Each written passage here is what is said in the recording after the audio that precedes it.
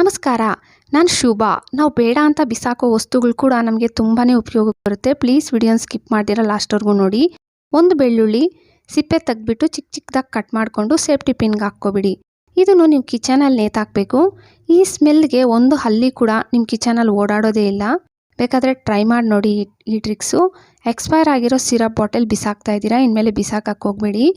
ಸಿಂಕಲ್ಲಿ ಪಾತ್ರೆ ಎಲ್ಲ ತೊಳೆದಿದ್ದಾದಮೇಲೆ baking soda 1 table spoon, ಈ ಎಕ್ಸ್ಪೈರ್ ಆಗಿರೋ ಸಿರಪ್ಪು 1 ಟೇಬಲ್ ಸ್ಪೂನ್ ಹಾಕ್ಕೊಬಿಡಿ. ಒಂದು 2 ನಿಮಿಷ ಬಿಟ್ಟಿದ್ದಾದಮೇಲೆ ಸ್ವಲ್ಪ ಬಿಸಿ ನೀರು ಹಾಕ್ಕೋಬೇಕು. ಆ ಪೈಪಲ್ಲಿ ಬ್ಲಾಕ್ ಆಗಿರೋದು ಮತ್ತು ಒಂಥರ ಬ್ಯಾಡ್ ಸ್ಮೆಲ್ ಬರ್ತಾ ಇರುತ್ತೆ ಸಿಂಕಲ್ಲಿ, ಜಿರಳೆ ಓಡಾಡ್ತಾ ಇರುತ್ತಲ್ಲ, ಇವೇನೂ ಇರಲ್ಲ. ವಾರಕ್ಕೆ 1 ಟೈಮ್ ಈ ಥರ ಮಾಡ್ಕೊಳ್ಳೋದ್ರಿಂದ ಬೇಕಾದರೆ ಟ್ರೈ ಮಾಡಿ.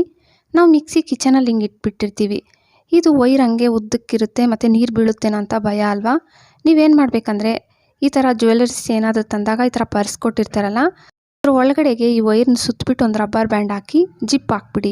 ಇದು ನೋಡೋಕ್ಕೂ ಚೆನ್ನಾಗಿರುತ್ತೆ, ನಿಮಗೆ ಪ್ಲೇಸ್ ಕೂಡ ಸೇವ್ ಆಗುತ್ತೆ. ನೋಡಿ, ನೋಡೋಕ್ಕೂ ತುಂಬ ಚೆನ್ನಾಗಿ ಕಾಣಿಸುತ್ತೆ. ಟ್ರೈ ಮಾಡಿ ನೋಡಿ ಈ ಟ್ರಿಕ್ಸ್ ಕೂಡ. 1 ಕಪ್ಪಷ್ಟು ಕಡಲೆ ಹಿಟ್ಟು ಜಡಿ ಹಿಡಿದ್ಬಿಟ್ಟೆ ತಗೋಬೇಕು, ಗಂಟೇನು ಇರಬಾರ್ದು. ನೋಡಿ, ನೀಟಾಗಿ ಜಡಿ ಹಿಡ್ಕೊಬಿಟ್ಟಿದ್ದೀನಿ.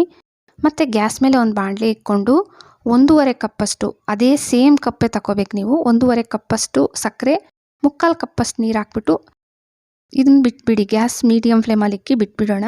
ಮತ್ತು ನಾನು 1.5 ಕಪ್ಪಷ್ಟು ಅಂದರೆ 1 ಕಪ್ ಆಯಿಲು, ಕುಕ್ಕಿಂಗ್ ಆಯಿಲು ಮತ್ತು ಅರ್ಧ ಕಪ್ಪಷ್ಟು ತುಪ್ಪ. ಆಯಿಲ್ ಬಳಸಲೇಬೇಕು, ಆವಾಗೇ ಚೆನ್ನಾಗಿರೋದು.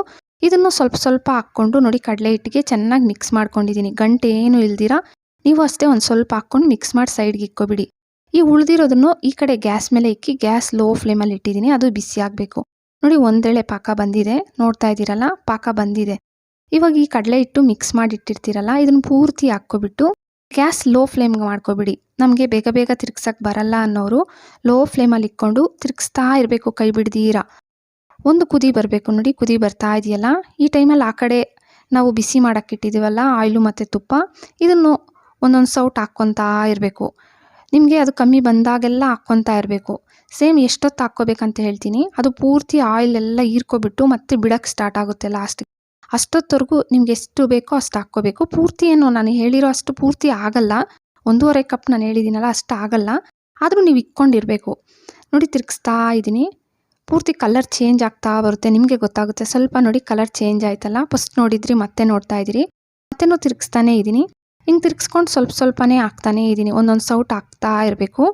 ಆದಷ್ಟು ಲೋ ಫ್ಲೇಮಲ್ಲಿ ಇಕ್ಕೊಂಡೇ ಮಾಡೋಕ್ಕೆ ನೋಡಿ, ಇಲ್ಲಾಂದರೆ ಕೆಳಗಡೆ ತಳ ಅಂಟುತ್ತೆ. ಮತ್ತು ಬೇಗ ಬೇಗ ತಿರ್ಗ್ಸೋಕ್ಕಾಗಲಿಲ್ಲ ಅಂದರೆ ಮತ್ತೆ ನೋಡಿ, ಆಯಿಲ್ ಫುಲ್ ಆಚೆ ಬಿಡ್ತಾ ಇದೆ, ಕಲರ್ ಫುಲ್ ಚೇಂಜ್ ಆಗಿದೆಯಲ್ಲ.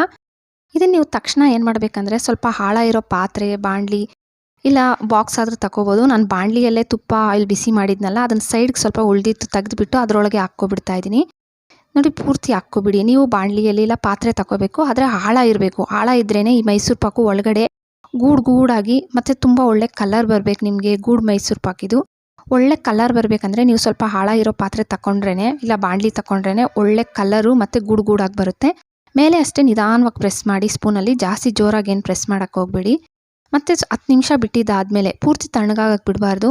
10 ನಿಮಿಷ ಆಗಿದ ತಕ್ಷಣವೇ ನಿಮಗೆ ಎಷ್ಟು ದೊಡ್ಡದಾಗಿ ಬೇಕೋ ಅಷ್ಟು ದೊಡ್ಡದಾಗಿ ಕಟ್ ಮಾಡ್ಕೊಳ್ಳಿ. ನಾನು ಸ್ವಲ್ಪ ಪೀಸಸ್ ದೊಡ್ಡದಾಗೆ ಕಟ್ ಮಾಡ್ಕೊತಾ ಇದ್ದೀನಿ. ಇಲ್ಲ ನಮಗೆ ಸ್ವಲ್ಪ ಚಿಕ್ಕದಾಗೆ ಬೇಕನ್ನೋರು ಸ್ವಲ್ಪ ಚಿಕ್ಕದಾಗೆ ಕಟ್ ಮಾಡ್ಕೋಬೋದು.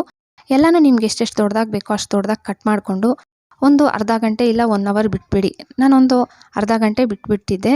ಮತ್ತು ನೋಡಿ, ಸ್ವಲ್ಪ ಬಾಣಲಿ ಹಿಂಗೆ ಮೇಲೆಯಿಂದ ಹಿಂಗೆ ಅಂದರೆ ಸಾಕು, ಬಂದುಬಿಡ್ತು. ನೋಡಿ, ನಂದು ಸ್ವಲ್ಪ ದೊಡ್ಡದಾಗೇ ಇದೆ ಪೀಸಸ್, ನೋಡ್ತಾ ಇದ್ದೀರಲ್ಲ. ಒಳಗಡೆನೂ ಒಳ್ಳೆ ಕಲರ್ ಕೂಡ ಬಂದಿದೆ. ನಮಗೆ ಮೈಸೂರು ಪಾಕ್ ಮಾಡೋದೇ ಬರಲ್ಲ, ನಾವು ಮಾಡಿದಾಗೆಲ್ಲ ಕೆಟ್ಟೋಗುತ್ತನ್ನೋರು ಒಂದು ಸತಿ ಹಿಂಗೆ ಟ್ರೈ ಮಾಡಿ ನೋಡಿ, ತುಂಬಾ ಸುಲಭ. ನನ್ನ ಮಕ್ಕಳು ಏನಾದರೂ ಸ್ವೀಟ್ಸ್ ಕೇಳಿದಾಗಂತೂ ಇದನ್ನು ಟ್ರೈ ಮಾಡ್ತಾ ಇರ್ತೀನಿ. ತುಂಬಾ ಸುಲಭ, ನಮ್ಮ ಟ್ರೆಡಿಷ್ನಲ್ ಅಂದರೆ ನಮ್ಮ ಅಜ್ಜಿಯವ್ರು ಮಾಡ್ತಾ ಇದ್ದಿದ್ದು ರೆಸಿಪಿ ಇದು. ತುಂಬ ಚೆನ್ನಾಗಿ ಬರುತ್ತೆ, ಟ್ರೈ ಮಾಡಿ. ಒಂದು 4 ಇಂಗ್ರೀಡಿಯೆಂಟ್ಸ್ ಇದ್ದರೆ ಸಾಕು, ಮನೆಯಲ್ಲೇ ತುಂಬ ಸುಲಭವಾಗಿ ಮಾಡ್ಕೋಬೋದು. ನೋಡಿದ್ರಲ್ಲ ನೀವೇ, ಖಂಡಿತ ಟ್ರೈ ಮಾಡಿ. ಟ್ರೈ ಮಾಡಿದ್ರೆ ಅಂತೂ ಬಂದು ಕಾಮೆಂಟ್ ಹಾಕೋದು ಮರಿಬೇಡಿ. ವಿಡಿಯೋ ಇಷ್ಟ ಆದರೆ ಪ್ಲೀಸ್ ಒಂದು ಲೈಕ್ ಕೊಟ್ಟು ಸಬ್ಸ್ಕ್ರೈಬ್ ಮಾಡ್ಕೊಳ್ಳಿ. Thank you friends.